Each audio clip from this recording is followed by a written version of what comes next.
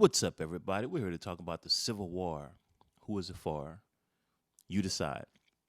Now, before we could talk about the Civil War, we have to talk about the first Civil War that was fought on American soil, and that would be the American Revolutionary War, fought between 1775 and 1783. Okay. Now, the American Revolutionary War was fought for a number of reasons: too many laws, too many taxes, not enough representation, and Britain just had too much power, too much control. Now, the slaves were asked to fight in the American Revolutionary War. They were promised freedom. Okay. If they fought and won, they would get their freedom. Now, of course, some of the slaves asked some people and they were like, all right, let's just wait and see. But they were offered their freedom. Now, some slaves, they felt that, yeah, if we fight, we'll get that freedom. So they fought for the colonists. Some slaves didn't believe the colonists, so they fought for the British. The British also offered them freedom. Now, when they fought, we all know what happens. The colonists won, the British lost, but the slaves who fought for the British, they did receive their freedom. But it was Happy Independence Day, right? Well, what about for the slaves? Now, for the slaves, it was Independence ish Day. Okay. They didn't immediately get their freedom, but we're going to talk about that in a second. Now, what this did do was it established the original United States. Okay. Before there was 13 colonies. After the fight, they were the United States, the 13 original states. Now, what about the slaves? Well, the slaves did fight. They were promised their freedom, and some of the slaves fought for the British. That didn't sit well with the colonists. They didn't like that at all, but they did start the process for abolition. In 1780, Pennsylvania became the first state to come up with abolition laws. In 1783, Massachusetts came up with abolition laws. And we'll get into what abolition means in a second. Okay. Now, the big thinkers at the time, struggled with abolition. What does it mean? What does it look like? What are we going to do with all of these slaves? So they came up with three big ideas. Okay. Gradual phase out. They call that gradual abolition. That's when you come up with a law today, and slavery may not be completely abolished until 100 years down the road. Okay. So gradual abolition. Colonization. You free the slaves and you send them to another country or another continent, anywhere but America. And immediate emancipation. That's when you just free them all at one time. And nobody liked that idea. Nobody liked the idea of freeing hundreds and thousands of slaves and having them run around America. Nobody was on board with that. So they came up with the gradual abolition. Everybody agreed to that one, or most states agreed to gradual abolition. So for Pennsylvania, for example, they came up with their abolition law in 1780, but slavery wasn't going to be completely abolished until 1847. Okay, so so free state doesn't mean slavery was illegal in that state. It just means they had abolition laws in place. Okay, so that's where we get the whole notion of a free state and a slave state from. Slave states had no abolition laws. Free states had abolition laws. Okay. So let's see what happens a few years down the road. In 1789, notice we had eight slave states and five free states. Okay, there's a political balance there. Okay, there was a political balance. So slave states are happy, free states are happy, everybody's happy. Well, in 1800, okay, they added one slave state, not bad. Okay, but they added three free states. Okay, so now you have eight free states and nine slave states. So it still looks like everyone is committed to abolition. But in 1821, notice now we jump to 12 slave states. We're still at a political balance. So politically, everybody's happy, but something happened so that we stopped with the abolition. We stopped abolishing slavery in some of the states. Okay, so let's see if we could figure out what happened. Now, one thing you have to understand is that the slave states, they had a lot of political power. They had the Supreme Court, they had Congress, they had some presidents. So they were happy with the political power that they had with the slave states. So they didn't want to mess up that political balance. 1793, the cotton gin was invented, and that allowed mass production of cotton to take place. Okay, now cotton was very, very, very, very economical at the time. So they pushed all of the cotton to the south. So the slave states were going to handle all of the cotton, and that made the slave states economic hub of the United States. So it was a vested interest for everybody. And as a matter of fact, at one time, the the free states sent 1 million slaves to the slave states.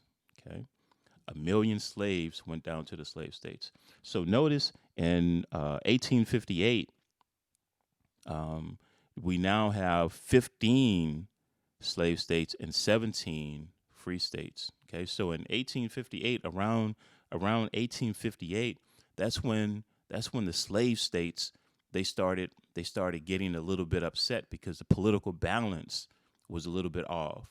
Okay, so we'll take a look at that um, later on. Look at that. Now, the free states, their ultimate plan was to stop the extension of slavery. They wanted to reduce the political power of the slave states. They wanted to keep the Union together, of course, and at any cost. Okay. The last thing they wanted to do was to divide the Union. And they were all in favor of gradual abolition and colonization of the slaves. Their ultimate goal was to have an all free Union, and they all believed in inferiority of the black race or the slaves. Okay, they all felt that slaves were beneath them, every single one of them. Now, the Confederate South, um, they wanted to extend slavery. They wanted to increase their political power. They wanted stronger slave laws, and they wanted property rights in their slaves. They wanted their property rights to be respected. Now, some of the things that would happen is, of course, slaves would run away. When slaves would run away, they would run away to the free states.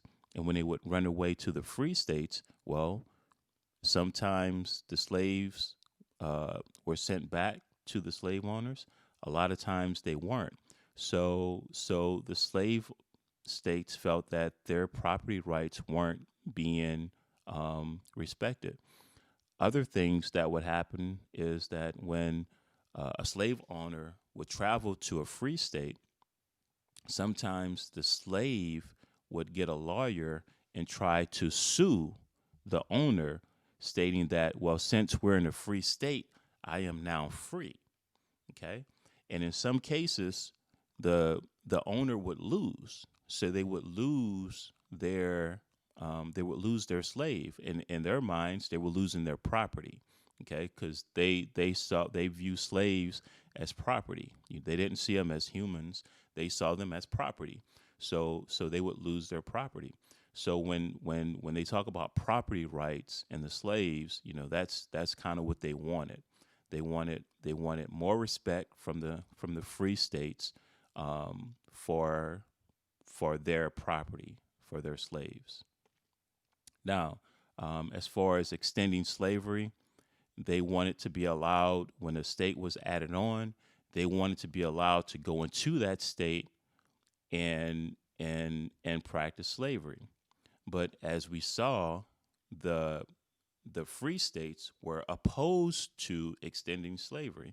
So that means that they wanted slavery to remain in the states that they were in, in every new state that was added on, they didn't want any of those states to be added on as a slave state. Okay, so you see how you have this back and forth push that's going on. Okay, so that's where the tension started, and in years before, um, the Confederacy or the Southern states or the slave states, they started to threaten to break away from the Union. Okay, because they felt that tension. They felt that tension, and they were like, "If y'all not going to respect us, then we'll just leave." All right, so the federal government, to appease the Southern states or the slave states, they came up with some amendments, some Supreme Court rulings to kind of appease the slave states to let them know that, we don't want the union to break up, but at the same time, we want to show you all that we do respect your rights, even though we don't want to allow you to extend slavery. We do expect the rights that you all have. So they came up with the Fugitive Slave Act in 1850. And what that act was for was, if a slave were to run away and that slave were to run away to the North, then the North would be responsible to return that slave to the South. Okay. In 1857 was the Dred Scott case. And basically, the gist of that was any white man was above a black man. So any white man could just take a black man and tell him what to do. So if a slave owner took his slave to another state, even a free state, when that slave owner said, "Come on, let's go back," that slave had no right to tell that slave owner that since they're in a free state, he can't tell them what to do. Okay, so the Dred Scott case was for that. And then the Corwin Amendment in 1861 basically said that the federal government will have no power over any state in what they do with slavery. So basically, the Corwin Amendment would have been an amendment that would have allowed any state to become a slave state or stay a slave state without anyone being able to say anything about it, okay, or anyone at the federal government level. That's what the Corwin Act would have done. In 1858, Abe Lincoln had a debate, and in that debate, Abe Lincoln did his famous "A House Divided" speech. Okay, now that speech kind of scared the slave states. Okay, it frightened them because they were like, "What is this guy talking about?" They all thought, "Well, this is a man who will surely end slavery if he was ever elected president or if he ever had any kind of power." So he terrified the slave states, right? So let's see what happened, what he said in 1858. All right. "A house divided against itself cannot stand. I believe this government cannot endure permanently half slave and half free. I do not expect the Union to be dissolved. I do not expect the house to fall, but I do expect it will ease to be divided. It will become all one thing or all the other.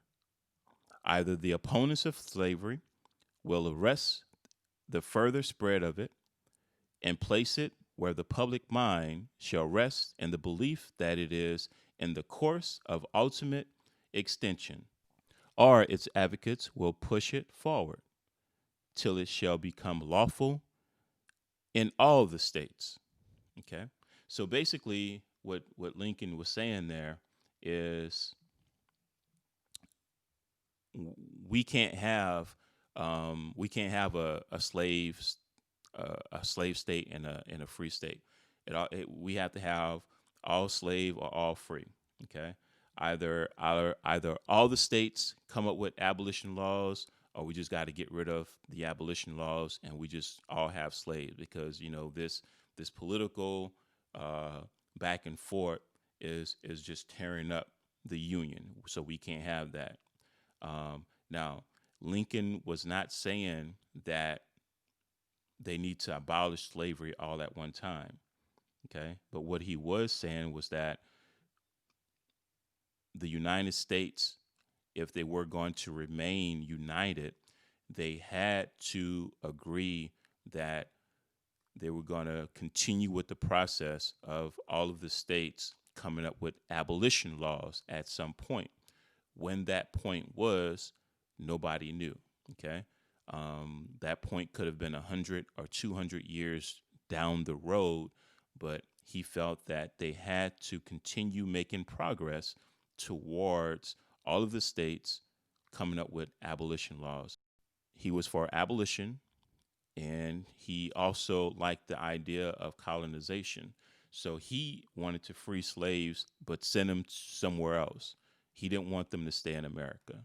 Okay, he made that abundantly clear on many different occasions.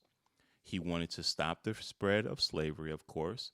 Now, he didn't want to force states to come up with abolition laws, but he did want to prevent any other states that were added into the United States from becoming a slave state. He did want to do that. Okay.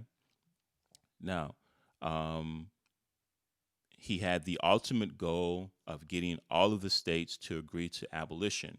And as we stated earlier, no one really knew what that time frame was.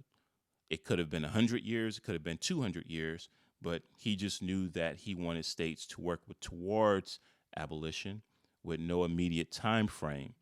And he also wanted to reduce the political power of the slave states. Now, one thing Lincoln did believe, he did believe that the slave states had too much power. When when the slave states started manufacturing all of the cotton, it made a lot of people rich. So with all of that richness comes power. So the slave states had a lot of power. So Lincoln felt that it was in the best interest of the Union to kind of minimize the power of the slave states. So that's kind of where he gets that notion from, because the more powerful they are, the more influence they had, and the more influence they had, the more they can push for the extension of slavery and things of that sort. So Lincoln wanted to reduce their power. He wanted to stop the spread of slavery, and he wanted to free the slaves and send them to another colony. The slave states were very fearful, okay, of Lincoln. Lincoln was going to be elected in 1860. So when Lincoln gets elected, the slave states, their thoughts are, this guy is going to try to force uh, the end of slavery. So basically, they kind of panicked. They kind of panicked because Lincoln had no desire to try to end slavery while he was president. Now, he did have the desire to try to work with those states and try to influence them to come up with abolition laws, but he had no desire to try to force them to do anything at the time. Okay. But in their minds, they felt that, it may get to that point. Okay. So that's why when he was elected, the states broke away from the Union.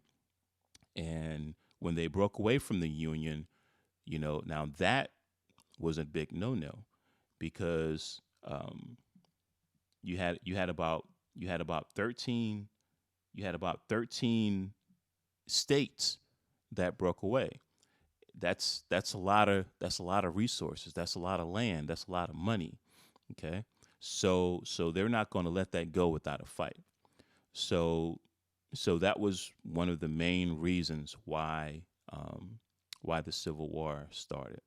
Okay, of course the slave states felt that slavery was was going to be taken over, but Lincoln had no desire to touch the institution of slavery while he was a president. Lincoln is elected president in 1860. In 1860, Civil War breaks out. Okay. Now, between 1861 and 1863, it's a pretty long time. You had abolitionists, Douglas, and all these other abolitionists. They were begging Lincoln, "Come on, free the slaves, free the slaves, free the slaves." Lincoln wouldn't budge. Okay, Douglas kept asking, "Free the slaves, free the slaves, free the slaves." Lincoln would not budge. But in 1863, things started getting a little bit, a little bit critical. Um, he didn't feel that it would go so far. He felt that they would fight a little bit, and then the southern states or the Confederates, they would kind of back off. That didn't happen. So around 1863, Lincoln was like, all right. He started thinking about what Douglas was proposing. Douglas was proposing we have all of these slaves. If you free them, they can fight for you. Okay, but he told them, if they fight, we want complete freedom. If we fight and win, we want complete freedom. So Lincoln didn't want to do that all at one time. So he came up with a proclamation. Basically, the proclamation said that um, if you all stop the war and just go home, offer your peace and go home, then we go back to normal. All is well. But if you continue with the war, then all of your slaves are going to be free. Now, this was only in the states that were rebelling against the United States. Okay, this was only in the Confederate States. This wasn't going to free all of the slaves. Okay, they called that the Emancipation Proclamation. And of course, we know that the war went on, so the Emancipation Proclamation went into effect. So all of the slaves that were in the Confederate States, they all became free. Okay. Now, so when they all became free, then any slave that crossed the Union lines, they were now able to fight for the Union. So basically, that gave the Union about 200,000 slaves. 200,000 slaves, and y'all know how we do. All right, so the 200,000 slaves went out there, and they had already been fighting for 2 years. So the 200,000 slaves went out there, and they helped. All right, they helped win.